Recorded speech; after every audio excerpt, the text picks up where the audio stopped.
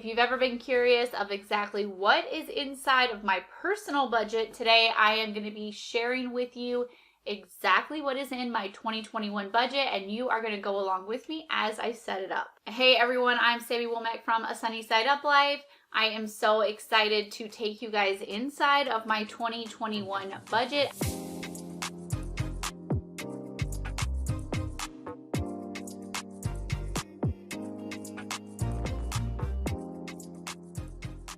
So in my worksheets, we have this tab called the Start Here tab, and this is basically where you go in and you plug in all of your basic information. And then the worksheets are so magical that they will take that information from the Start Here page and they will populate it into the rest of your budget. So you're going to see me going in here and putting a lot of these descriptions first before we get into the real numbers of the budget.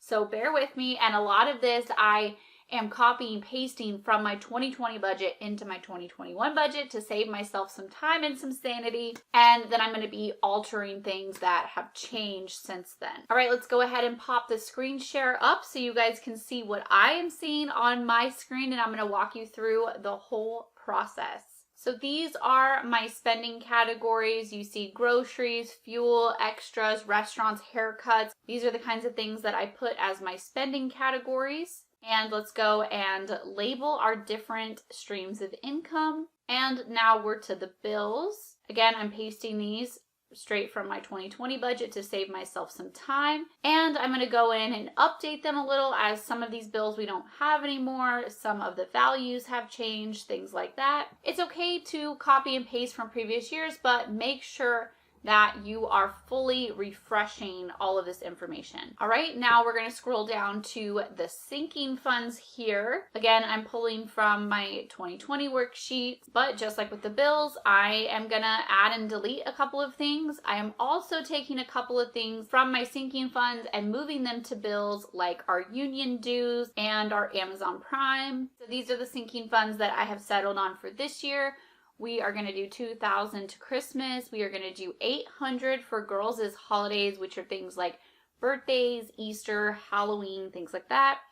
We're going to do $150 for gifts. These are miscellaneous birthdays, Mother's Day. $1,500 for clothes. This is for the entire year, for the entire family. Vehicles, $1,500, which includes registration, maintenance, oil changes, things like that. And then $1,500 for medical. That's anything that our insurance doesn't cover, co-pays, etc. Now we are going to scroll down a little bit farther to our savings goals. These are our savings accounts. So for us, that just means our emergency fund and our house down payment, since we're not saving for anything else right now. I'm going to not put an amount here because we technically already have our emergency fund. The only reason why I'm keeping it in our budget is for the times that we dip into it and have to refill it. And then I'm not putting an amount for our house down payment because we are going to simply put any leftover money into that account. Now we're getting to the good stuff. We are on the budget worksheet tab. This is where the bulk of your budgeting work is going to actually happen. Now that we are on these worksheets, you'll see that a lot of those descriptions, like I talked about earlier, are auto-populated in here, which saves us so much time throughout the year. The first thing that we need to do over here is we are going to plug in the date ranges for our budget period. Basically what this means is each budget period is going to start on payday for us, and it is going to go until the day before the next payday. You might notice that my dates are a little weird. We do a 2-week budget, then 4 weeks, then 2 weeks, then 4 weeks, etc., which is why I have to have a super customized budget, and which is why I love my worksheets, because it can work for any kind of budget. It can do weekly, bi-weekly, monthly, this kind of weird 2-4-2-4 like we do. It'll work for anybody's budget. All right, next I've made myself this little income worksheet because our income is kind of a little all over the place. So I go ahead and I predict how much each check should be per time. And you're going to see me here plugging in these estimated amounts under each budget period of how much the income will be. All right, now we are to plugging in the bills info. So what I'm going to do here is, you see that this first budget period range is from January 7th to February 3rd. So I'm going to pull up my Start Here page in a separate screen so I can see them side by side. And then I am going to simply grab every date. See, I'm going to start here with the 7th with the recycling, go all the way down to the end of the month, copy, paste, grab the amounts, copy and paste.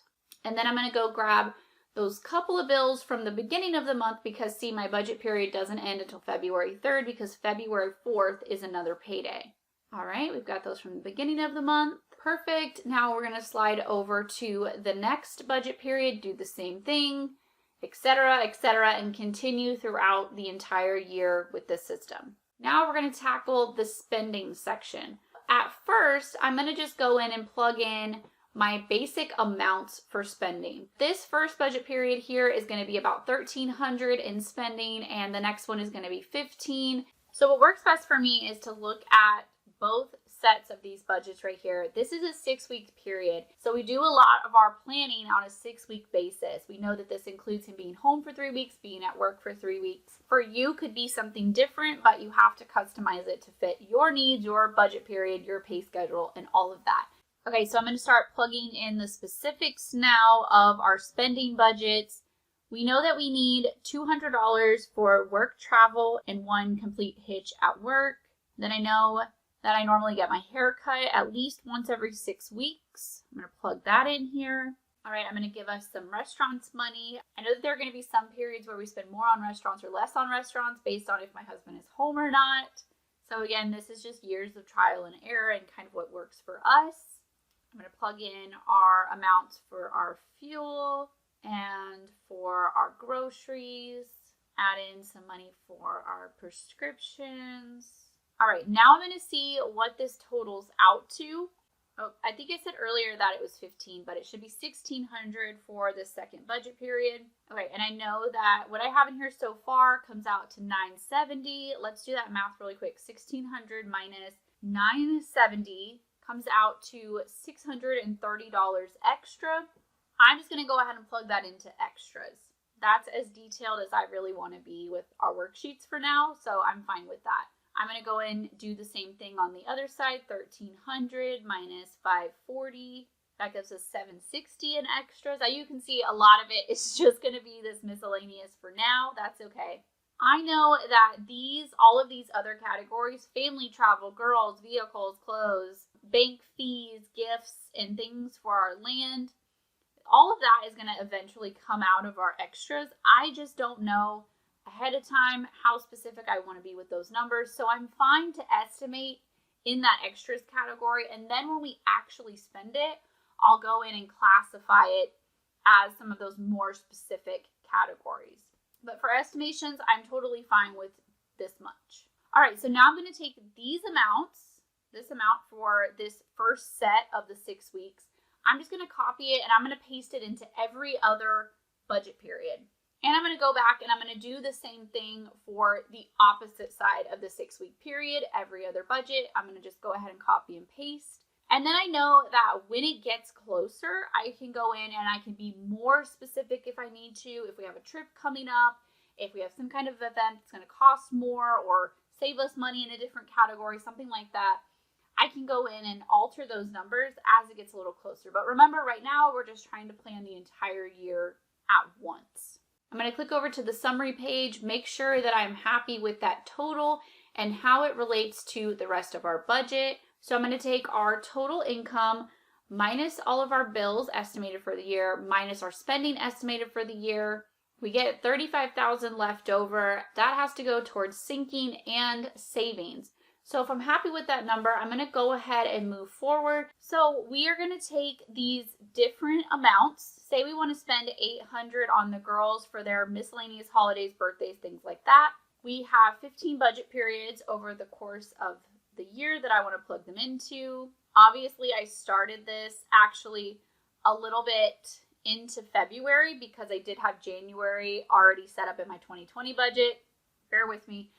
So I'm going to actually start this here in this part. And then I know that if I want to spend $800 over the course of 15 budget periods, I'm going to put $54 every single payday into the girls' holiday sinking fund. Okay, now I'm going to go in and do that for the rest of the sinking funds. Now we're to Christmas. Christmas gets a little more challenging because we don't want to wait until the year is over to have all of this money, right? We probably want to have it like end of October, end of November, depending on when you start Christmas shopping. Actually, I'm only going to have 13 paydays instead of 15 like I had with the other ones. I'm going to take my 2,000 divided by 13, 153. Okay, let's see what it would be if I did 155 per payday instead. That'd be 2015. Let's go with that number.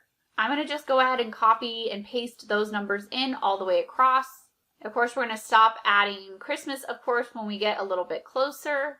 All right, let's see what all of this totals up to. We've got the 91.3 for the income minus the total of the bills, spending, and sinking. And now we have 27,000 left over.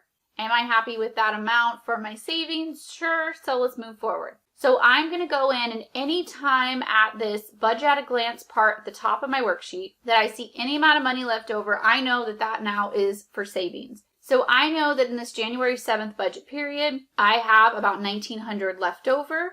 So I'm going to take that amount, I'm going to scroll all the way down to my savings section of my budget, and I'm going to apply it to our house part of our savings. And I'm going to do that for every single budget period, and I'm going to do that all the way across through the whole year. All right, if you ever come up with a budget period that is a little bit short now, you don't have enough to pay all the bills, all you'll have to do is go to the budget period right before it and do a little bit of a carryover balance.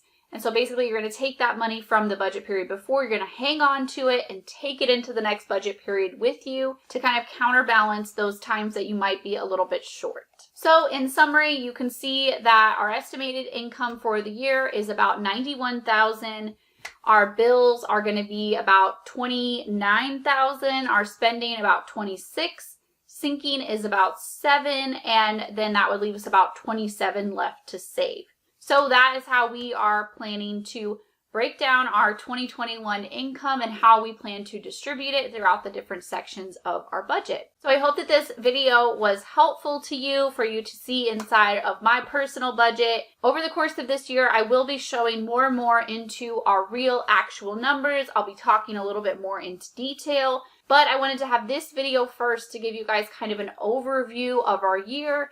So stay tuned for future videos where I will be going into more details of these different aspects of our budget. So that is all for me today. I will talk to you guys next time. Bye, guys.